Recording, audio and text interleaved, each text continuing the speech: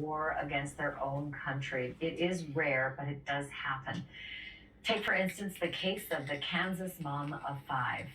Raised on the farm, like the girl next door, even started teaching. But somehow along the way, Allison Fluke Ekron lost the plot.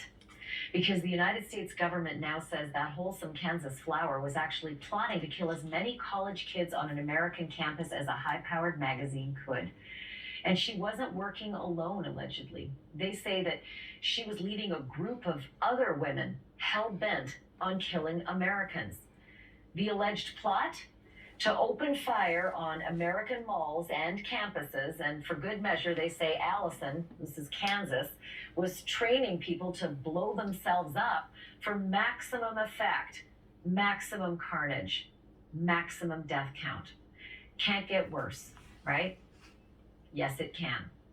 They say one of her suicide students was her very own daughter. So what happened to Allison? I'm joined by Linda Vogan, who knew Allison back then. Linda, it's just almost unfathomable that the girl we're looking at in the pictures ended up being the person we see in the mugshot and the person that we read about in the complaint. I can imagine it's even more unfathomable for you because you know her. Yes, it's shocking. It's not shocking to see it now because, you know, myself and another very close friend of hers, we understood this for a very long time. We thought that she was possibly dead or in hiding somewhere in Syria, possibly Libya, even possibly Turkey, just hiding out. So, you know, to find out that she's alive and well, so to speak, that's the more shocking part, I guess. So, as I understand it, Linda, she was captured in Syria. She was flown back to Virginia just last month to face charges. It's just, I mean, I'm looking at the picture and I can't even see the same person that you know, was this cute, you know, girl with the braces in Kansas. But what kind of person was she when she was, you know, your friend? So the person she was amazing mom. She was loving. She kept her kids close. She, one time when I was at her house, we had all our kids there and she was making a homemade Chex Mix because she wanted them to have a healthy snack, you know. She was highly educated. You know, she has her master's degree. She was very focused on education, focused on educating her children. I would say she was a parent that probably, you know, kind of free spirit, you know, wasn't really caught up in rules and regulations for her kids. So yeah, she was just really sweet, quiet, but almost, I don't know, like sometimes she was so intelligent that it was hard to hold a conversation with her. She just was kind of quiet and conversation always didn't flow with her. Yeah. Well, so it's fascinating that you say that she's, you know, got a master's, well educated, and yet wasn't, you know, so super rules oriented. She ended up rising through the ranks of the terrorist group ISIS to become a battalion commander. I mean, it just keeps, you know, the hits keep coming. Did she ever say anything anti-American? Did she ever indicate anything that would give any red flags that she was kind of headed, you know, this direction? Not to me before she left the United States, but while in Egypt, she did start making some comments to a mutual friend of ours, and that friend became very suspicious and very worried about her, to the point of asking some other friends in our Kansas Muslim community to reach out to her and just check on her and see if she was okay.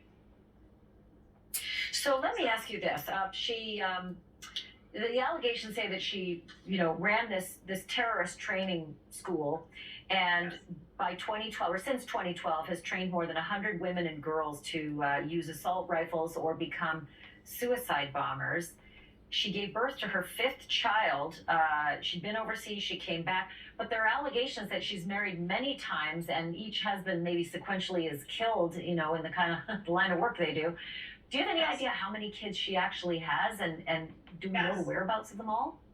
So I know for sure that she has 5 children. I don't know if the 2 last husbands she had that were jihadists and mujahideen for the Islamic State, I don't know if she birthed any children with them, but I do know that the 7th, the 6th and 7th child were twins. Never seen them, never seen pictures of them. Her oldest son left Egypt at 14. He decided that he didn't want to live there anymore, and she threw him a party. She was very sad. He was leaving to go home to Kansas to live with his father, but she allowed it, and she was, okay with it. And then her daughter with her first husband, who is American and not Muslim American. That daughter, I believe, is missing. She would be roughly 24, probably. She's missing. And I don't know if the family knows of her whereabouts, but her friends definitely do not know where that daughter is. And then the oldest daughter with her husband, Volkan, which, his name is on the news and he is the person in the pictures that people have been seeing. He's Turkish, and he actually didn't know much about his religion, about Islam. She's the one that became very interested in Islam and taught him more about his religion. And my ex-husband actually taught him some things about his religion. So she was very much the one in charge of their relationship. She was just a tad bit older than him. She was already a mother to 2 when she met him at KU. And so she very much led that relationship. It was not the other way around.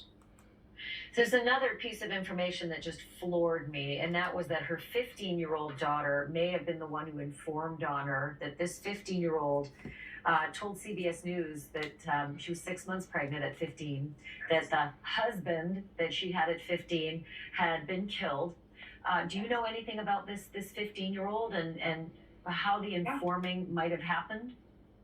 So I know that her daughter, the 15-year-old who is now 18, in 2019, I saw a news article on, I think it was ABC News, that she was on there, and she said, I think my mom's in Kansas. I walked from Aleppo to Raqqa because they heard that the Kurds had toppled this Islamic State stronghold in Raqqa, and that she had walked there with a group of women, and she just wanted to go home, and that her husband had been killed, her father had been killed, and one of her brothers had been killed in Syria.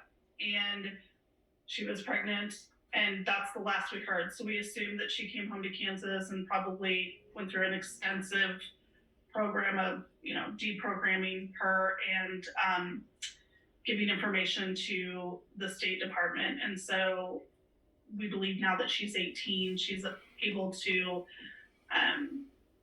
testify against her mom, the things that she knows. Wow. That's going to be a hell of a trial. Linda Mogan, thank you so much for coming on.